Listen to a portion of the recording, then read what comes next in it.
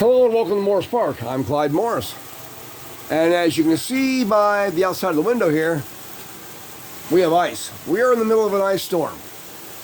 Now, we haven't had an ice storm in probably 18 years that has been significant. This is a significant storm.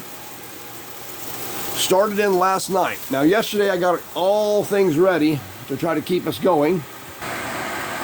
We have our generators here. 2 of them.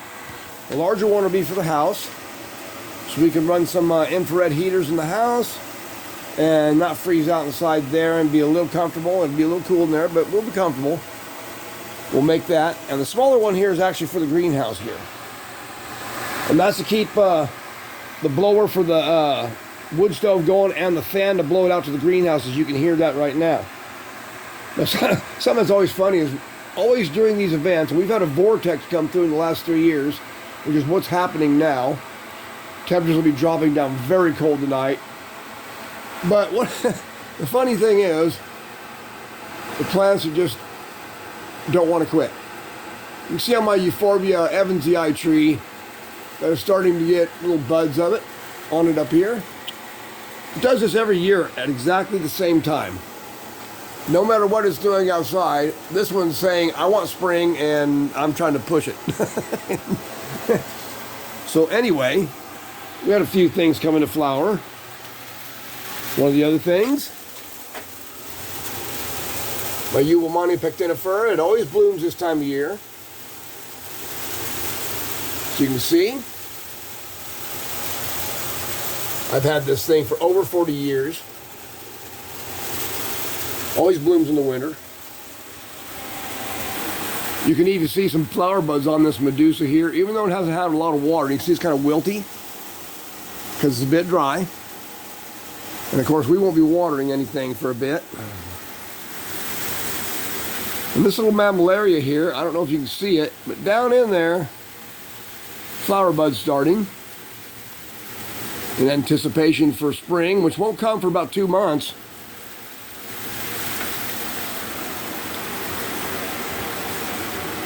But anyhow,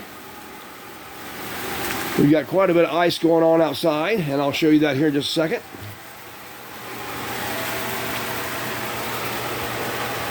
Just want to show you a new plant that I got recent. This is a Euphorbia aluaudii. Now, unfortunately, when I bought this plant, I did not know how they do this thing at Altman Plants, and this is an Altman plant thing. These were all cuttings, and they were barely even rooted when I bought it. I hadn't potted it. I was like, wow, they sold me cuttings. But it's done okay. And actually, it was kind of shriveled down below there. I gave it a little bit of water after I planted because they were just dried up cuttings. And they've come back. This plant's from Madagascar originally. So a new addition to the Morris Park greenhouse. Bought this a couple weeks back. Looks much like a turricali when it's sitting here in the pot, except for the little brown leaf scars on it and a little bit thicker branches, and the leaves topping it look a little bit different. Usually turricali doesn't keep its leaves quite like this, and this will grow into a tree that kind of has like an umbrella canopy like many euphorbias do when they turn into trees. Kind of looking at my Evansii, you can kind of get an idea how it gets like a crown of branches on top. But anyway, that's one of my new ones. So let's go see what's going on outside. This is a cedar tree I planted 18 years ago. Now, 18 years ago, we had a very large cedar tree here. It was a big one. And it was kind of a different cedar tree. It was a morph. These trees are native to the Ozarks. They're actually a juniper, not a true cedar, but they call them eastern red cedar. Anyhow, we had a huge tree, and it was a morph that was a weeper. It looked much like a weeping willow, having long tendrils coming down. Now, you're probably saying, well, that one looks like a weeper, too. That's only because of the ice, folks. This thing has a huge amount of weight in it right now. And I'm going to tell you right now, I would not be surprised if we lose this tree this time. There's so much weight in it. Now, after all this ice, we're going to receive snow, too, and quite a bit of it, according to the Weather Service. And you see all the ice that's collected up on the small foliage. And that's what happens with these trees. The small foliage, so that just breaks off. Cedar trees are very brittle. With this small foliage, it just collects that water, and it doesn't have time to drip off it before it freezes. This creates a huge amount of weight. Hello, Big O. Big O's out here, my video cat, helping me out. You need to go back to your heated house, buddy. The cats actually have a heated house that are outside, the cats we have outside. And we keep them warm in that. Big O's just out here because he wants to be in the video, and he's telling me all about it. Right, Big O? Yeah, that's right. So, anyhow, you can see the weight in this tree.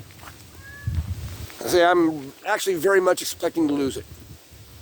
So it's not going to be a surprise. All of our cedar trees have that kind of sagging look. See that one? And the ice is pretty much encasing everything. You can actually see how much ice is around the branches of these shrubs and such. It gets on these trees. Wild onions growing, they're just covered in ice. And you can see this crabapple tree. Now, a couple months from now, this thing's going to come into bloom. It's going to be a big white cloud. That is if the ice doesn't break it up. But it survived storms before, so I think it'll be okay. A lot of ice everywhere.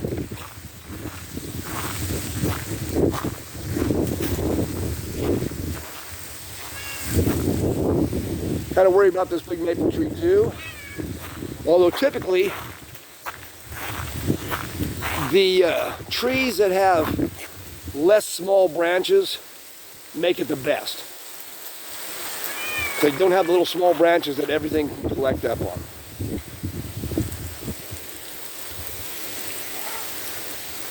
But anyhow, let's take some more looks. Some of the lights along our little fence here. Frozen over, but you know there is life here. This is one of our Ito peonies. Look, you can actually see the buds are there, and they're alive, just encased in ice, and I'm sure it'll make it. Right now we're getting quite a bit of sleet coming down. And I always got to show you guys this. That's my punchas. The puncha humifusa, which has all the fruits on it. And the macrohiza really shows because it has such long spines. Really frosty looking. There's a remnants of a Slendra puncha. It doesn't look too good. It's had rust the last couple of years. I haven't been able to get rid of it. Here's another one that I've got sitting here in a pot. Hopefully the pot doesn't burst, but I'm not too worried about that. Another one there. And some of, these are my prickly pears. Different prickly pears I got from Anna of Cactus Caffeine. And Anna, this is what they look like when they're not in Las Vegas. They're a little frozen. I actually have a Punta Santa Rita too that I have inside. I put it in at the last minute. It's been through low 20-degree weather, but it's going to get really bad tonight, and it's going to get down to single digits. So I didn't want to leave it out. I thought, well, I may not make the test there. So anyhow, this is a little corkscrew willow next to the greenhouse, and you can just see all the how thick the ice is. I'm hoping this rain will maybe slack off soon, and the snow will just come. I can deal with the snow much more than we can deal with the ice. Pyracantha bush. We've got berries out there. But yeah, this is quite an event. We will deal with this. Can't much do anything when Mother Nature throws a card. Mother Nature gets real angry this time of year, it seems, and always tries to take out my greenhouse. But we're going to work with it. Now this year, I installed this backup stove. And this is a little ventless propane heater. Doesn't need a stovepipe or anything. I've got it hooked up to a big bottle outside. This fan above it is to actually blow the heat more down to the floor so that it just doesn't raise up right here and I'm losing it right up out of the ceiling. So I'll have this little fan going here, and it'll blow that more to the ground to where it can go back along the floor and under the benches and help heat down below. So we've spent quite a bit of time prepping and getting things going, and all we're doing now is waiting. That's all we can do. So, anyhow, I'm going to go in the house and show you a couple other plants, and one that's really being defiant. You know, oddly enough, with all this ice and everything, our little pathway here hasn't got slick yet. I find that very unusual. Usually it's so slick you can't walk on it.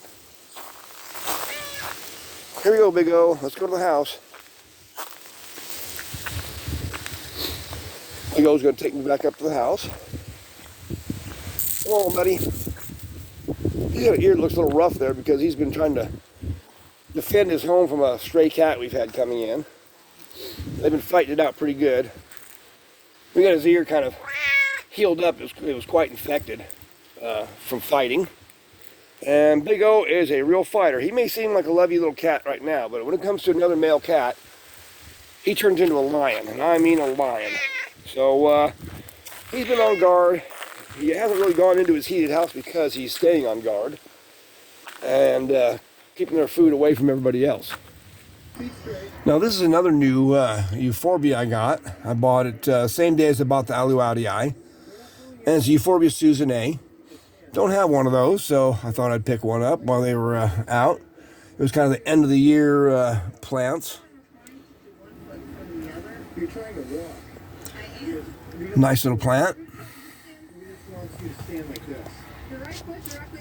From what I can tell from the dried up flowers, I think it's a male.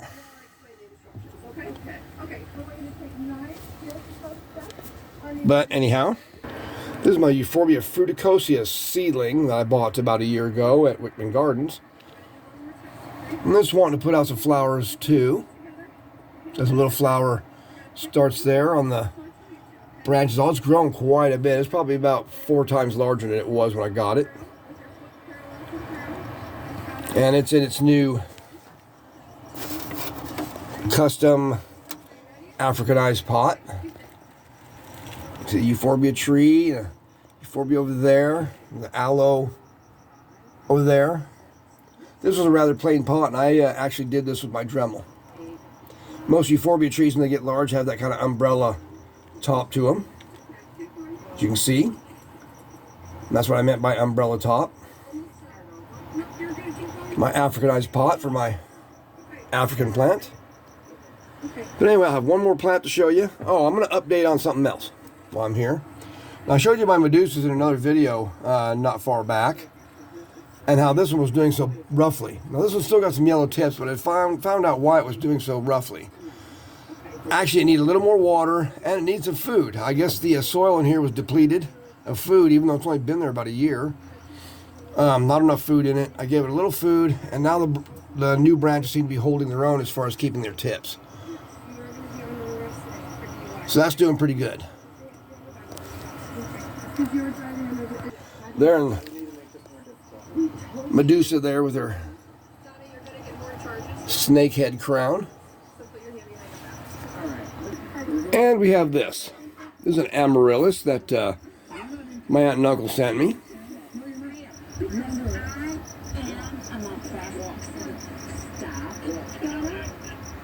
Doing quite well. Some beauty in the middle of all this bad stuff.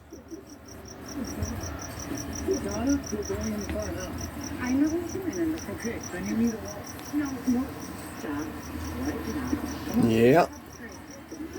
So anyhow, we're just going to ride this out. We're going to see how this rolls. We're waiting for the snow now. We're going to see how much more ice we get. Hopefully not a lot, and hopefully don't lose power. Anyhow, this is Clyde Morris from Morris Park. Wishing you all a warm day. I hope you're doing well. And I hope you, if you're in the middle of the country here, because the whole center of the country seems to be engulfed in this. I hope you all are doing well. I hope you all don't lose power. And we all get through this great. Take care.